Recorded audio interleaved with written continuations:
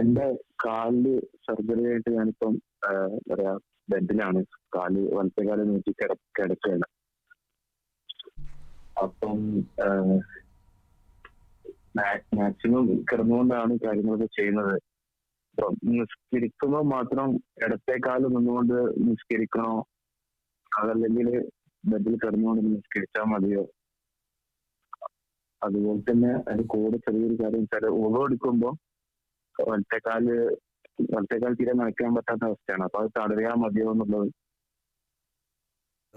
ഇവിടെ നമ്മൾ അതിൽ ശ്രദ്ധിക്കേണ്ടത് എന്താണെന്ന് വെച്ച് കഴിഞ്ഞാൽ, ഒന്നു ചെയ്യുന്ന സമയത്ത് ഇപ്പോൾ പ്ലാസ്റ്റർ ഇട്ട് കിടക്കുകയാണെങ്കിൽ ബാക്കിയുള്ള ഭാഗങ്ങളൊക്കെ കഴുകാനും തടവാനും കഴിയുന്ന ഭാഗങ്ങളൊക്കെ കൃത്യമായി കഴുകി തടവിയതിന് ശേഷം പ്ലാസ്റ്ററിൻ്റെ മുകളിൽ നമ്മൾ തടവുകയാണ് വേണ്ടത്.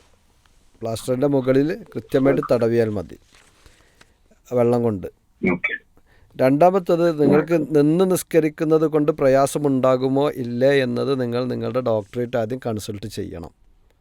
ഡോക്ടർ പറയുകയാണ് ഇടതുകാലിൽ ഭാരം കൊടുത്ത് നിന്ന് നിസ്കരിക്കുന്നതുകൊണ്ട് പ്രയാസമില്ല എന്ന് ഡോക്ടർ ഉറപ്പ് നൽകുകയാണെങ്കിൽ നിങ്ങൾക്ക് നിന്ന് നിസ്കരിക്കാം.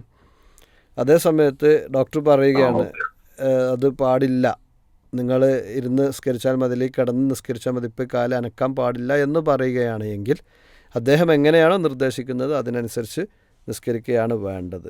അഥവാ നമ്മുടെ കഴിവ് അതുപോലെ തന്നെ പ്രാപ്തിയും എത്രയുണ്ട് എന്നതാണ് ആ വിഷയത്തിൽ പരിഗണിക്കേണ്ടത്. അതുകൊണ്ട് തന്നെ നിങ്ങൾ ഡോക്ടറുമായിട്ട് ആദ്യം കൺസൾട്ട് ചെയ്യുകയാണ് ആ വിഷയത്തിൽ വേണ്ടത്. അതിനുശേഷം ഒരു തീരുമാനം എടുക്കാവുന്നതാണ്.